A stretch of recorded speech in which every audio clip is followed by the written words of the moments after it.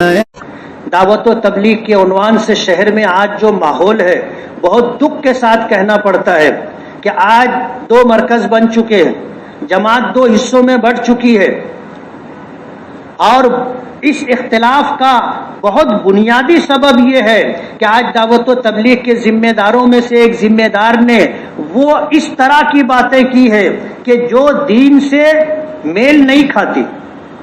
اہل سنت والجماعت کے 1400 سالہ علماء کا جس بات پر اتفاق تھا اس سے اختلاف کر کے باتیں کی جا رہی اور اصلاح کی کوشش کی گئی تو اس کوشش کو نکار دیا گیا۔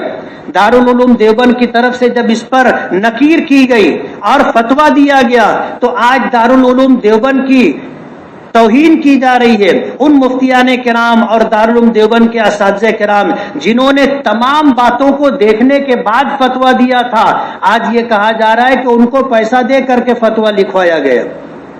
آج پوری دنیا دارالعلوم دیوبند کے فتوے پر اعتماد کرتی ہے اور ساری دنیا کے علماء دارالعلوم دیوبند کے فتوے سے اتفاق کرتے ہیں۔ ایسے حالات کے اندر ایک شخص کی حمایت میں اس طرح کی بات کہنا دین سے انحراف ہے اور غلو ہے، اور یہ چیز جس پر 1400 سال سے امت کا اتفاق رہا ہے اس سے انحراف کرنا دین نہیں ہے۔ انبیاء کرام علیہم السلام کی توہین کرنا، ان کا استخفاف کرنا اور دین کے دیگر شعبوں کو لا یعنی قرار دینا اور بیکار کہنا، ظاہر بات ہے امت کا یہ طریقہ نہیں رہا ہے۔ لیکن آج انہی باتوں کو لے کر کے ہمارے شہر میں تبلیغی جماعت میں دو حصے ہو چکے، ایک دوسرا مرکز بن چکا ہے۔ شہر کے علماء کرام اس بات کی کوشش کر رہے ہیں کہ دین سے ہٹ کر کے جو باتیں دعوت و تبلیغ میں در آئی ہیں، جو حضرت مولانا محمد الیاس صاحب رحمۃ اللہ علیہ، حضرت مولانا محمد یوسف صاحب، حضرت مولانا محمد انعام الحسن صاحب جنہیں حضرت جی ہونے کا خطاب دیا جاتا تھا، ان کے طور طریقے سے ہٹ کر کے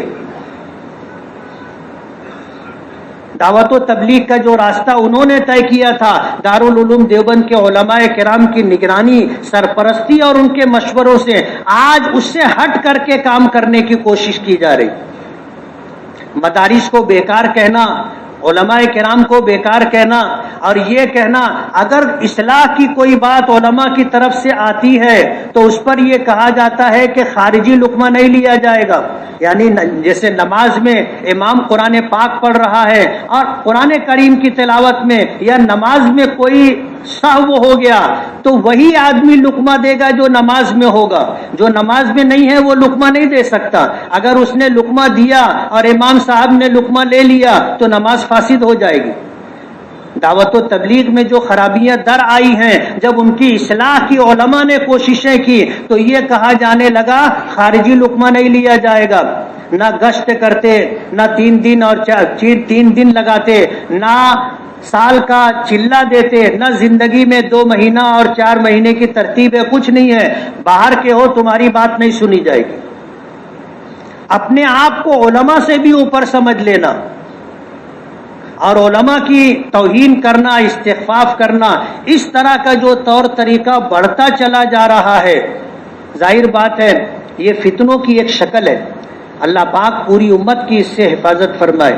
آج ان حالات کے اندر جب کہ مدرسے دین کی بنیادی خدمت انجام دے رہے ہیں، دعوت و تبلیغ سے جڑے ہوئے ہمارے شہر کے لوگ بولتے ہیں مدرسوں کو چندہ مت دو۔ کچھ نوجوان جو ابھی دعوت و تبلیغ میں لگے بہت پرجوش ہو گئے۔ دارالعلوم دیوبند کا فتویٰ آنے کے بعد شہر کے جن علماء کرام نے اس فتوے پر دارالافتاء کی طرف سے تصدیق اور توثیق کی، کہتے ان کو دوڑا کر کے مارو۔ یہ وہ باتیں ہیں جو ہمارے شہر میں چل رہی ہیں۔ دکھ کی بات یہ ہے کہ ہمارا شہر مدرسوں کا، مسجدوں کا، علماء کا شہر کہلاتا ہے۔ پورے مہاراشٹر کے لوگوں کی مالیگاؤں پر نظر ہے، اور یہاں اگر اس طرح کا معاملہ ہوتا ہے تو یہ پورے مہاراشٹر میں جائے گا اور ہر جگہ 2 مرکز بننے لگیں گے، اور حالات ایسے ہوں گے کہ پھر ان کی اصلاح کے لیے علماء کو میدان میں آنا پڑے گا۔ اور جس طرح باطل فرقوں کی سرکوبی کی جاتی ہے اور ان کے بطلان کو اور حق کے خلاف ان کی باتوں کو لوگوں کے سامنے کھول کر کے بیان کیا جاتا ہے۔ دعوت و تبلیغ میں جو خرابیاں در آئی ہیں، علماء کرام مجبور ہوں گے ان باتوں کو بیان کرنے کے لیے۔ ظاہر بات ہے انتشار پیدا ہوگا، امت میں ایسے ہی انتشار کی کمی نہیں ہے۔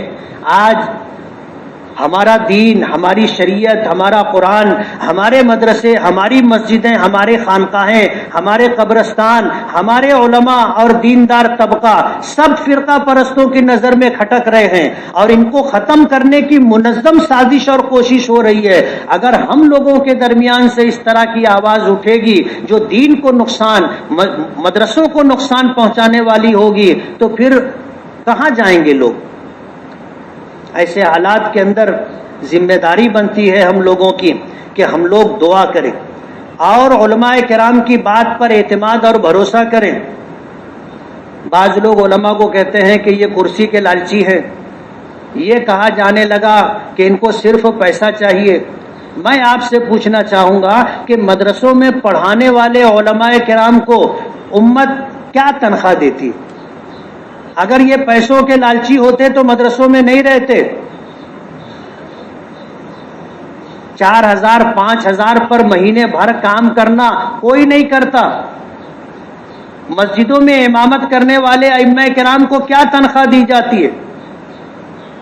اتنی معمولی تنخواہ دینے کے بعد ان پر یہ الزام لگانا کہ یہ لوبھی لوگ ہیں، پیسے کے لالچی لوگ ہیں، یہ انتہائی سنگین بات ہے اور اس سے بچنا بہت ضروری ہے۔ یہ وہ لوگ ہیں جو معمولی مشاہرے پر دین کی خدمت کر رہے، اتنے مشاہرے پر، اتنی تنخواہ پر کوئی کام نہیں کرتا۔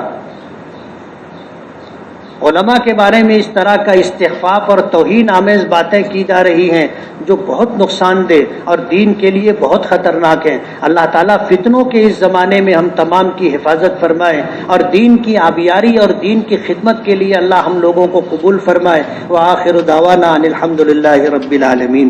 جن ساتھیوں نے سنتیں نہ پڑھی ہوں وہ سنت پڑھ لیں۔